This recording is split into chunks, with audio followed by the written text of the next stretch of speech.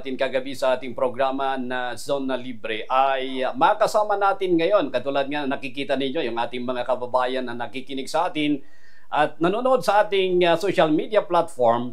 Makasama natin ngayon ang ating panauhin, dating PNP Chief at Senator Panfilo Ping Lacson. Yan, magandang umaga po, Senator, at live po tayo ngayon sa ating programa. Welcome sa ating programa. Siyempre, salamat po sa pagbisita sa amin dito sa Bombo Radio Baguio. Magandang umaga, Bombo Alfred, at saka mga subaybay sa programa. Babatiin ko lang si Chairman Florete kasi nung nasa Iloilo, talagang nag-invite siya doon sa kanyang opisina at nagkakwentuhan kami. Ayan po, yung ating chairman po ng Bombo Radio Philippines. Ano?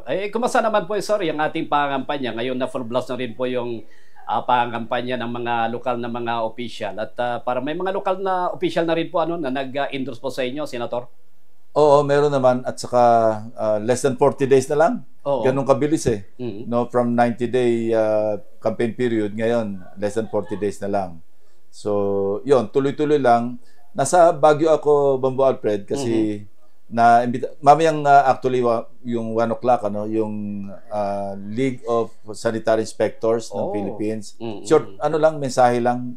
Isa ko sa naimbitahan along with si Mayor Magalong and Representative Arenas kasi siya yata yung nag-file ng version para para ma-professionalize yung sanitary inspectors. So, ewan ko ba't ako naimbitahan. Wala akong idea. Pero nag-ready ako ng short message, 5-minute message sa kanila. Maaari siguro yung expertise po ninyo sa bagay rin na yan, ano? Nabalitaan natin, Senator, kahapon din, di ba? Dumalo po kayo sa forum tungkol sa good governance and anti-corruption. Alam naman natin yung stand nyo dyan since kayo po ay nanilbihan sa Senado, no? Pwede paki-elaborate po kung ano po yung natalakay po ninyo dito kahapon, Senator? 3 major topics, no? Yung una, yung nangyari sa Myanmar. So parang paano ngayon ng Pilipinas kung dumating yung big one? Isa yung sa natalakay. Ako naman, may experience ako na-appoint ako bilang yung in charge sa Yolanda, do sa Region 8 mostly. Ano ba yung mga pwedeng legislation na maitulak para kung tayo yung tamaan ng big one, naka-ready tayo. So ang nabanggit ko doon, yung Office of Civil Defense kasi yung Office of Civil Defense kasi nasa DND at saka seconded lang yung mga personnel. Sabi ko, ilagay na lang natin siguro. Ipinurpose ko na ito kay President Pinoy noon, pero hindi na bigyan ng pansin. Nilagay sa Office of the President para mas may personality, ika nga, no? Dahil kung under the Office of the President, mas madali mobilize siguro yung mga ahensya. Pangalawa, yung disaster, yung mapping. Kasi wala tayong ganyan. Parang pag nagtayo tayo ng mga struktura, wala tayong guidebook. Parang wala tayong guidepost. Saan tayo pwedeng mag-strengthen ng structure, lahat. Yun ang mga natalakay. Pangalawa, ICC. Medyo controversial. Yun ang isang pangatlo, yun nga, yung good governance saka yung anti-corruption. Oo. Ayun, parang yun yung natalakay ko din yata yung sa kahapon, yung ka-importansya ng mapping na nababanggit po ninyo. By the way, may binabalak po ba rin kayong na dumalo sa mga ganito ng mga similar forums, iba't ibang mga lugar po na inyong pupuntahan?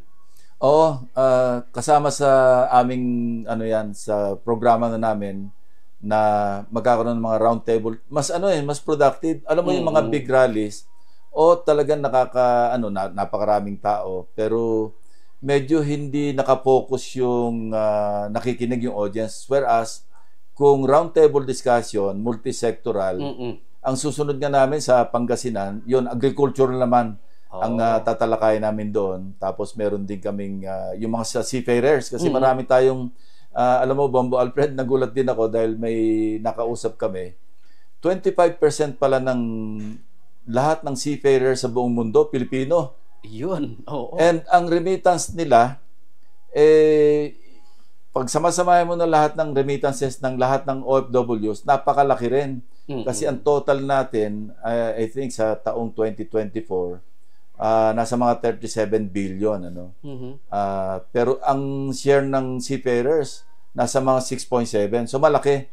So dapat mabigyan din ng pansin dahil naging prohibitive na raw yung mga tuition fees saka training fees. Oo. So dapat tingnan din sa pamamagitan ng legislation. So yun ang isusunod namin pagpunta namin sa Cebu saka sa Bohol kasi marami palang seafarers doon. So dapat matuunan din ng pansin yung mga kababayan natin na wag masyadong mapahirapan yung mga magulang para pag-aralin ng para maging seafarers. So yun ang in the works yun actually. Assuming, of course, kung papantulutan tayo ng Diyos na makabalik ulit sa Senado, itutulak ko yung legislation na sa ganun direksyon. Oo. Sa tutulang, idadag ko lang, Senator, maraming taga Cordillera ang doon nag-aaral, sa may Pangasinan, nag-aaral para maging seaman. Oo, pero medyo mahal na raw yung yung nakausap namin, siya yung presidente noong mga Seafarers Association. Siya raw, mahirap yung mga magulang niya, napagtapos siya. Pero ngayon daw, hirap na yung mga magulang magpa-aral kasi nga medyo mataas na yung tuition. So baka pwede mag-intervene na yung national government. Tulad yung meron tayong yung pre-tuition na act na ngayon, di ba? Mga SUCs. Baka pwedeng o kaya TESDA, yung TESDA vocational. Yes. Mapaiksi rin yung training o yung schooling para sa mga seafarers. Kasi may kasama pa pala dyan, Bombo Alfred, na mga HRM na hindi naman actually kailangan pag nasa barko sila. Ang specialty nila, siyempre, mostly technical. Yes. Yung sa barko, paano silang nasa engine room. Baka pwedeng mabago, ika nga, yung sa pamamagitan ng legislation. Anyway, that's another topic for another day. So, maganda talagang, nagulat din ako sa mga datos na naipresenta sa akin, naging interested ako. Balikan lang natin doon sa napag-usapan niyo about sa Myanmar, dahil alam naman natin talagang malakas yung lindol diyan at pati yung karatig na bansa, ang Thailand. At may panawagan para ipasa din ang Building Code of the Philippines. Nung kayo po ay senador, ay may naihain po kayong panukalang batas tungkol po dito. Kung maalala po pa ninyo yun, magiging isa kaya ito, Senator, sa inyong legislative priority sakaling kayo po ay makakabalik sa Senado? Magiging isa sa mga priorities. Di ba, tatandaan mo sa Baguio. Siguro, batang-bata ka pa noon nung nangyari yung lindol dito, napakalakas. Noong 1990. So, yung National Building Code, napaka-importante dahil kailangan ma-identify natin saan ba yung mga hazards, yung mga lugar na kung saan itong lugar na ito, meron tayong tinatawag na vulnerable sa storm surge. Merong parang typhoon path, di ba? Meron namang fault line ng earthquake. Tapos merong mga malapit sa volcanoes. Meron pa palang mga ibang hazards na hindi natin nalalaman. Tulad yung, of course, erosion, alam natin yan. Ano rin yan, prevalent din yata dito sa Cordillera, pati yung landslides. Pero meron pa yung soil liquefaction na kung saan lumalambot yung lupa sa ilalim at pagtatayo mo ng building yon at hindi alam kasi wala nga tayo sa building code ng mga hazard mapping. Kaya importante na pag na-amend yung building code, ma-incorporate yung provision na magkaroon ng national hazard mapping. Para pagtatayo ng gusali, meron tayo parang pinaka-biblia natin. O dito, kailangan mas matibay yung gagawin nyo kasi merong ganitong hazard dito sa ganitong lugar. Ito naman, hindi na pwedeng pagtayuan kasi delikado. Yes. Yung mga ganon. Kaya maganda natalakay kahapon yun na sa ganon, mabigyan din ng pansin para, o mapag-ukulan ng pansin para sa magkaukulang legislation. Okay, sabi mo kahapon, Senator, yan din natalakay ko kahapon, yung importance ng mapping at makita yung mga lugar na talagang mapanganib. Panghuli na lang siguro, Senator, dahil alam ko talagang marami pa yung mga schedule. Marami sa ating mga nakikinig sa iba't ibang lugar, sa Cordillera man at worldwide pa, ano po yung mensahe po natin, lalo na yung mga kababayan natin dito po sa lungsod ng Baguio, Senator? Yung sa mga kababayan natin, kasi kahapon merong isang katanungan doon na talagang nag-stick sa mind ko, may pag-asa pa ba?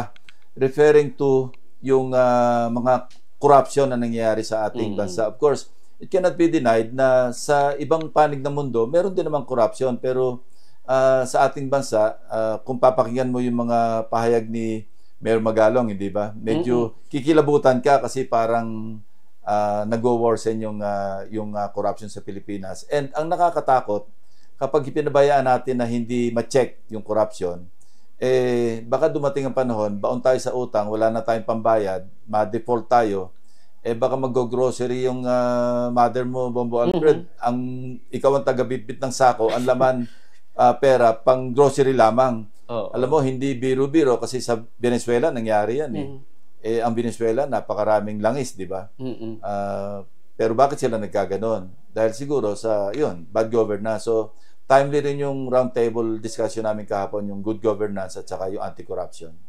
Ayan, sige. At yan po, talagang titignan po namin yung mga karagdagang kaganapan pa, lalo na po sa inyong mga panukala para sa ating bansa. With that po, maraming salamat po, Senator, sa pagdala po sa amin dito sa Bombo Radio at yung pagbibigay sa amin ng oras para po sa ating mga tagapakinig dito po sa Bombo Radio Baguio. Yeah, thank you very much, Bombo Alfred. So yan po mga